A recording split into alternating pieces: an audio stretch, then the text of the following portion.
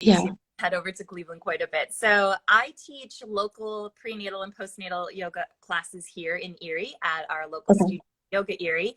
And I also offer classes online now through Zoom, since many studios are closed at the moment. So Right. or not fully closed, but in person we're not able Yeah. to connect like we used to. So I offer Zoom classes as well, which has been really wonderful to be able to still connect and support mamas with the yoga practice as they prepare for their birth and journey through their Yeah. pregnancy, and prepare for their postpartum experience too, because we lay the Mhm. foundation certainly during our pregnancy. And this practice that we establish can really just carry us through the postpartum and into our motherhood. I continue to Yeah. use so much of my yoga practice throughout my motherhood experience. My oldest is 9, my daughter's Wow. 6. I have the 3 Hmm. twins. So it's a continuous journey of learning. I'm Hmm. learning so much from them, and I learn just so much along the way. So I actually we just launched a new division of exercising balance called Balancing Oh, Twins as well, which oh, focuses nice. on support and guidance and community, just that big element of community for twin mommies as well. So that's a little bit about what I do. And yeah, I, as I mentioned in our correspondence back and forth, I love Mhm. chatting birth. I love chatting about how to Hmm. empower mamas with information, and just, that being open to share and receive support. It's community is what makes motherhood just so rich and full and beautiful, really. Yeah. So talk a little bit about how you found yoga. Like you said that you had a dance career, you were out in New York. How did you first find like yoga, and were you an avid practicer before, of avid, doing yoga avidly before you started your business? I was, yeah. I didn't start Hmm. practicing yoga until I was into my dance career in New York, and Okay. I knew that I needed. It's intense, as you can imagine. We're training. We're constantly training. We're constantly Yeah. auditioning, constantly being rejected too. So Yeah. it's all those lessons are too. It's part of a dance career, and I needed something to balance that, like go go go mentality, where you're just always in the zone. I needed to be able to Yeah. step back and just sit still, which we realize that we just don't do enough. And Mm. we don't, I don't think we recognize, I think enough of us recognize the power of stillness and quiet, and just like really being with ourselves. It's almost like we're always kind of running away from really sitting with ourselves. So Yeah. of course I knew I would enjoy the stretches from yoga, and I had heard how great, the breathing exercises were, but I Hmm. never really understood it until I started to practice more and more. And it was just, it opened my eyes just so much to this power of really connecting deep within ourselves, which is then what, carried me through. So I knew I wanted to, after my dance career came to a close, I knew that I wanted to get my certification so that I could teach yoga. I taught dance for many years, so I've always enjoyed teaching and being in that this bit of community element with people. And Yeah. I knew that I wanted to get my certification so that I could teach yoga as well. And got Mm. my 200-hour certification in New York, and then immediately into my 60 hour for my prenatal and postnatal. And Wow. it was it was just that, I was just gathering the information and, so ready to teach and guide my mamas. And I started teaching a bit before I got pregnant, and got Hmm. with my first son. And that pregnancy and birth experience, of course, just opened my eyes tremendously. And I actually ended up having a home birth with my first son. Oh, So wow. it was just like this realization that all of this preparation that I did, all of these this deep inward focus that I mentioned that Yeah. yoga started to offer me before I was even pregnant, this deep inward focus, I was so much inside myself during that birth experience, and Hmm. was just in awe what my body just did, that my brain kind of shut off, it quieted my brain down and I was just Mm-hmm. in the zone. And yeah, it was so empowering. So Yeah. that inspired me to just create my business. That's when I established Exercising Balance after the birth of my first son. I said, I want to be able to share some of this knowledge and Yeah. experience on a broader scale. I absolutely love teaching my in-person classes, but I wanted to be able to Mm-hmm. just share it on a broader scale and to share more positivity around birth. And yes, there's so much unknown, and there are lots of elements of fear that can naturally creep in, but very Yeah. often pregnant and birthing mamas receive a lot of the fear-based or the negative birth story Mm-hmm. experiences, thinking that they're being helpful, where we just have to keep planting those seeds of positivity and trust. And Yeah. it is a hard practice to do, but it's so worth it Mm-hmm. when we can do that. And so I wanted to just share as much positivity and encouragement and just empowerment around what our bodies are really capable of, Yeah. with great support with people like doulas, and Yeah. having that team around you, so that you can feel your most confident and you can feel safe, so that you can get so centered within yourself Mm. to allow this wisdom within you to do its magic. I mean, it's incredible. Each birth experience, I still can't believe that I've done it each time. um, Yeah. and I certainly, like I said, the twins have taught me a lot. Their birth journey was not necessarily what I planned for. I had another home birth with my daughter, my second baby, and Mm. it was incredible. It was not easy, but it Yeah. was it taught me to dig deeper than I ever had. And I'll Mm. never forget, I just love sharing this every time I talk about birth, and especially her birth. Because we were at home, we had two midwives with us. And the one midwife, who was the assistant to our head midwife, she whispered in my ear at a moment that I was tired and I was feeling Yep. defeated. And she just quietly whispered, you have all the strength you need. And even though I didn't Mm. believe her at the time, I was like, okay, if you say so. That's kind of like how I felt. But it was that Yeah. little quiet whisper, you have all the strength you need. That reminder, Mm. so simple, this just element of positive focus. We can stay Yeah. focused on all of this hard work that we're doing, or we can shift into that perspective of, okay, I do have all the strength I need. Yeah. My brain's telling me I'm not, and that's why we quiet it down. We connect to our breath in our body, and then I Yeah. did it. And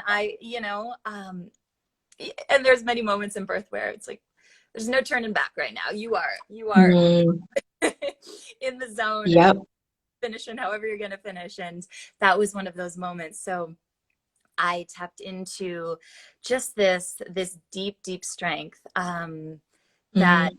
I think is revealed to us as birthing mothers, and just as mothers in general. And I'm kind of transitioning into my twin birth right now, but um, that we had planned for a home birth with them, and we were planning an even greater team of midwives to be there for us, so that we had a Oh, midwife wow. for each of us, for myself Okay. and each baby. So there would have been three there. Were Um, you still in New York when you were planning your home birth for your twins? no, we moved back to Erie Okay. to start our family. So we were back in Okay. with all of our pregnancies and births. Yeah, Okay. we were back here then. And we also live very close to the hospital. We're about a 5-minute drive to the hospital. And Nice. throughout our pregnancy, I know a twin birth is considered a high risk High pregnancy. risk. Yeah. I continue to remain very healthy, everything looking normal and on track for myself and Okay. baby. So knowing my, birthing history, and my overall well-being and health, and continuous monitoring of babies, we felt confident in our team that I had around me too for this Wow. birth. But labor did start at 36 weeks for us, and our goal was Okay. 37. And so with that beginning of labor at 36 weeks, we discussed it, with my midwives, and felt that going to the Okay. hospital was the safest. So we went to the hospital for their labor Mm. experience. And I share my birth stories, all of my birth stories, on my website on Exercising Balance. And my twin Okay. birth story is there. And it's a doozy. It's a long one, so I won't really get into that. But this is where my element of surrender was just, it was Mm. essential. I had all the tools prepared. I had focused so much on this positive home birth experience. I was like, this is what we can do. I was staying in that zone. When fear would creep in, I would, kind of say, hey, and then move it on out. Like, I wouldn't sit there with Yeah. these potentials and these what ifs. So I had this, Mm-hmm. and then babies start labor at 36 weeks. And I said, okay, this is not what I had planned, but here we go. I'm going to take this mindset into the hospital and Yeah. stay in my space. Um, Long story short, I had two types of birth. So baby A was Mm. vaginal and baby B ended up being a cesarean birth. So Oh, that wow. was Okay. not what I had hoped for, but Yeah. I was so grateful that I had this deep, and I wouldn't have changed a thing. I, without a doubt, needed to birth that baby A myself. Mm.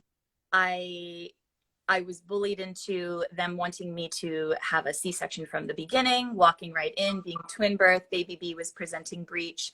And I said, I Oh, have okay. baby A head down. There's a chance that baby B could flip. And I deserve the right to try this. Baby A is head down. We have no other risks right now. Everything Yeah. is looking normal and healthy. So I want to let my body try. And I'm coming Mm. from a home birth mentality where I'm like, I'm up for this right now. Yeah.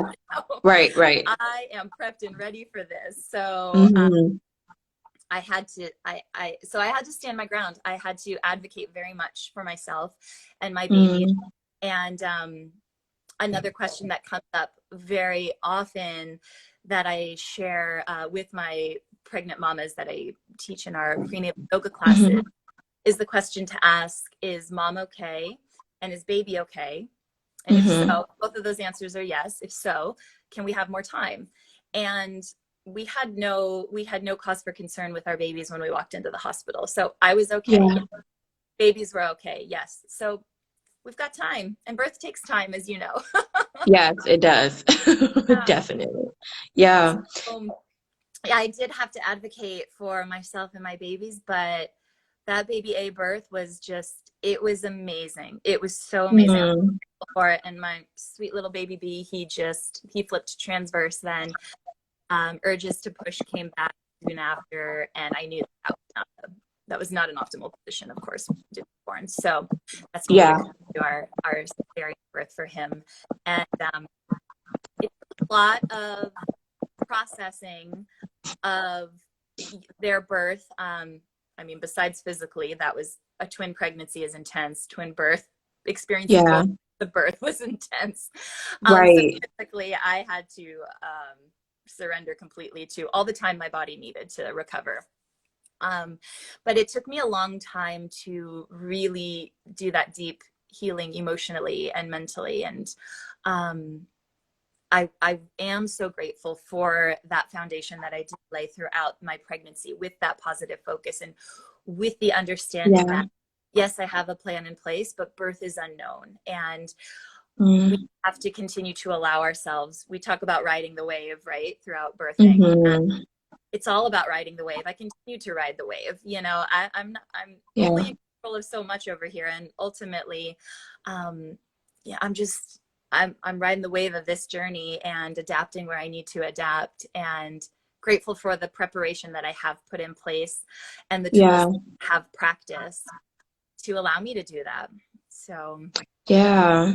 You said a lot of awesome things. One was that you had a birth team in place. So the birth team is really, really important, getting everybody on the same page towards the same goal, whatever that goal may be. It may not be a natural home labor, right? You may want some sort of medical intervention, and that's okay, but you do need to decide what you want and have the team in place and have that clearly communicated to everybody on your team and make sure that they're all on board. I also love how you were saying that your midwife whispered an affirmation in your ear. You have all the strength you need. It's really, really important in moments when birth does get hard to have someone who will be able to push you a little bit further and to be able to encourage you. It does make all of the difference. My midwife, I'm sorry, I didn't have a midwife, rather. My doula, she definitely whispered some positive affirmations in my ear and taught me acupressure and points that my partner and I can use in order to manage pain. So you do need some sort of strategy or technique. It's awesome if you start repeating those affirmations in your second and third trimester. That way they can come back to your mind in the fourth trimester, or someone on your team can really whisper in your ear during those hard moments to cheer you on and keep going, because labor is a marathon, like it's not always a sprint. Sometimes it is, but sometimes it's a marathon, and you do have to have physical and mental tenacity in order to get through, that marathon. I also love how you were talking about just knowing what you wanted and advocating for yourself. So birth is one in which the baby is in charge, right? So we can definitely plan, but the baby knows, or babies know, what will happen ultimately. And so being flexible, asking questions, am I in danger? Is the baby in danger? If not, can we have more time? And also asking, what are the benefits? What are the risks? What are the interventions? And what are the alternatives? And what if we do nothing? What if we do nothing? What will happen? So just being able to articulate, if something isn't going well, you don't really know what's going on, it's kind of going off track, you don't know what decision to make. Sometimes you don't even know what questions to ask, but just asking, am I safe? Is the baby safe? What are the benefits? What are the risks? What about alternatives? What if we do nothing? And chances are people are letting you have that conversation and they're not like ripping everything off and rushing you down the hallway. Then you do have a little bit of time to have a conversation. And also having a partner there to advocate for you, because sometimes in labor you lose track of time and space and you're working so hard you don't have the words to always ask a question, right? Or have a long conversation with someone. So having someone in the room, a spouse, a partner, a grandmother, a mother, whoever you can, to just be able to get some information will definitely help you as well. Absolutely. I Yeah. I certainly encourage all of those things from my mamas. It's so key, just having that information, to ask the questions, and you want to Yeah. be supported and respected, and you are a part of this exchange. Like, I think many mamas feel Yes. that, well, I can't say anything, it's whatever they decide, and that's not true. That's not true. Right. You are in charge. You hire and fire. It's your team. Absolutely. Yes. Yes. Have a voice in this matter, and I certainly want mamas to remember that. So having that Mhm. information so that you can ask those questions is really great. And yes, having your partner advocate for you. There were many times where Mhm. they, having your team understand what you want, and I knew I did not want any intervention. That was my personal choice. And Right.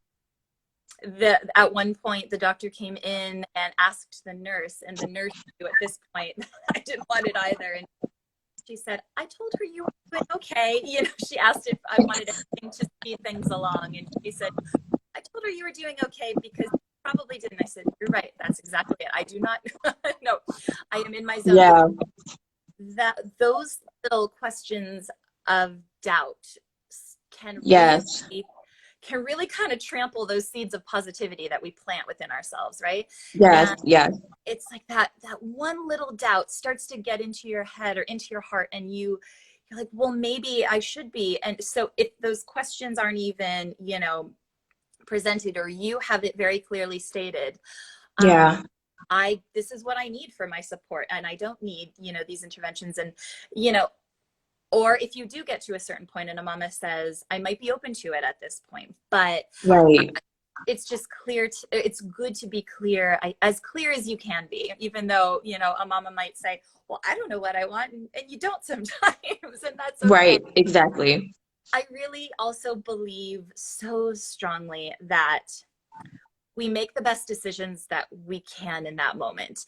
And we can look Right. back and second guess or say, oh, I wish I would have done this or that. But ultimately, I truly believe that whatever made us speak up or not say anything, it was the best decision that we could have made with the information we had at that time. And Right.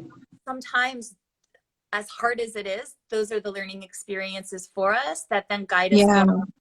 for the next step, or for the next birth experience or whatever it is. And I Yeah. know that not every birth experience is a positive one. Some are very, very traumatic, and those experiences um, help us with even more strength moving forward the next time around, and with even more Mhm. on preparation or speaking up for ourselves and using our voices. And Yeah. that in itself is a beautiful gift, to be able to advocate Absolutely. for yourself no matter what the situation is, whether you're birthing or whatever, life situation you're in, to be able to have Yeah. confidence in your voice and speak up for yourself. If your birth experience taught you that, then that's a pretty powerful takeaway, right? Yeah, absolutely. And I wanted to ask you too, it sounds like you didn't exactly get the birth you wanted the third time around. How did you process those emotions and feelings about not getting your home birth with your midwife for your twins? I it was a lot of the affirmations that I would connect to during pregnancy. I'm telling you, they continued on postpartum, and I had Yeah. to find a lot of acceptance.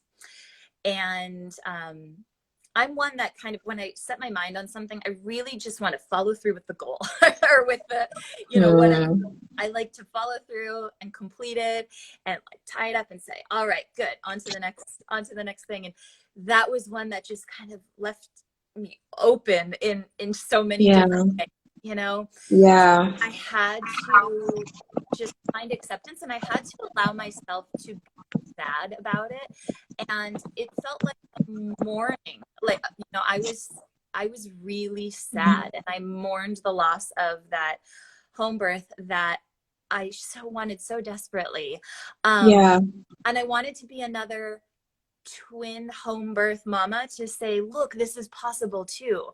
And I felt Yeah. I felt sad about that. But then I am telling you, I mean, it was not a fun fight that I had in the hospital to fight for Yeah. the right to be able to birth my baby A.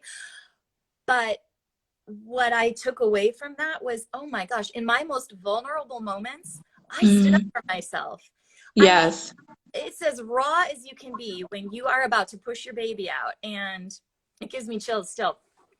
So basically, 30 minutes before I was about to birth my baby, I didn't know he was coming that soon.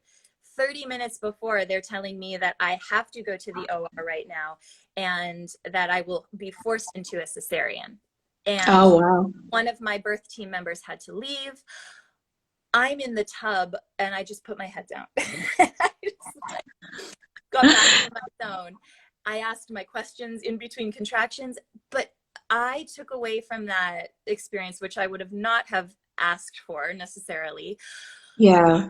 this understanding that, wow, I can absolutely speak up for myself, and that I certainly have more strength than I thought I ever did. And Yeah. um, and then, even though I did not really want to heal from a cesarean birth, it felt a lot.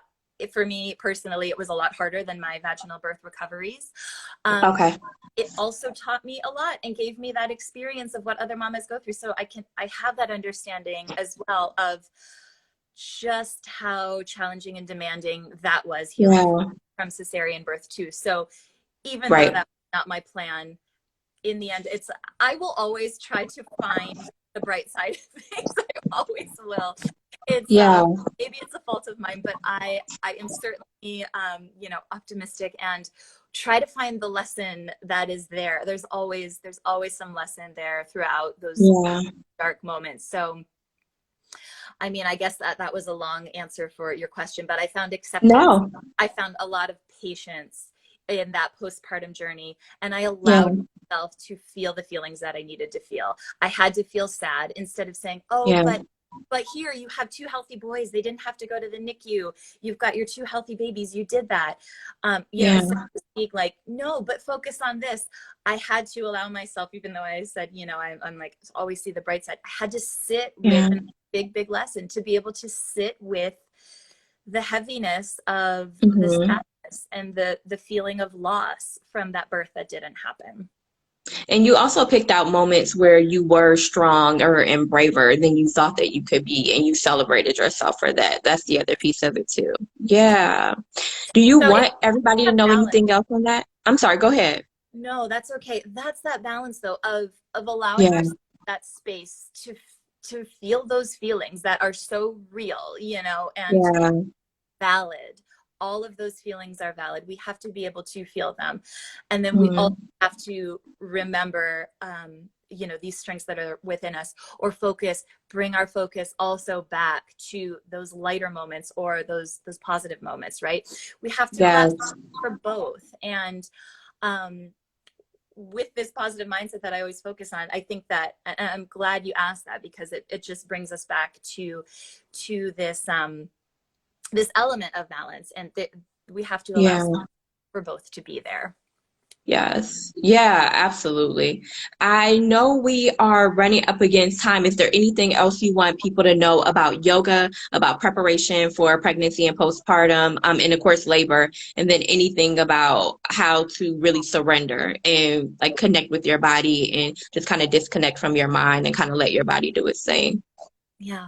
Well, in yoga, we talk very much about how the breath is the bridge between the body and the mind. Our breath is Yes. connecting the two. I knew you And were going to bring up breath work. I was just waiting. oh yeah, all comes back to the breath. It all starts for me. It all starts with the breath, or it comes back to the breath when in those Yeah. moments. And I mean, I will tell you, my life is crazy with my four kiddos. I love them to pieces, Yeah. but it is a lot of personalities and energies to balance. So Yeah. And nurture. yes, exactly. Yeah. So I practice my breath work constantly, and my kids see me do it. So now, you know, we're able to remind each other to breathe in those Yeah. moments of, and what I come back to that connection of our breath to help calm the nervous system, to take us out of, you know, where our mind is Yeah. running away. It brings us back to the moment, to being centered and grounded, to say, okay, Hmm. now what's the next thing I can do? When we're in Yeah. pregnancy, the next I can do? There's a whole lot happening. When we're in birth, I can sit in this contraction right now. I'm not going to worry about what's ahead or what's behind me. I'm going to Yeah. connect my breath and sit in this one contraction, and I can do this one contraction. Then in motherhood, Yes. okay, here I am, healing from birth. I'm going to sit here and do this one feed or this one diaper change. It's like one moment at a time, and our breath brings us back so very much back into the moment. And Yeah. that is one of the biggest takeaways, I think, from just a yoga practice in general, and from a Hmm.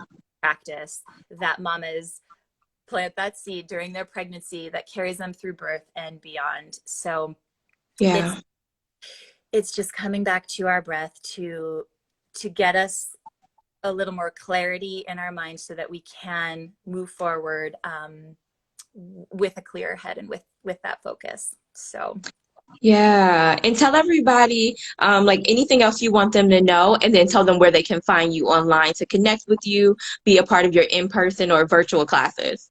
yes. So all of my information is at exercisingbalance.com.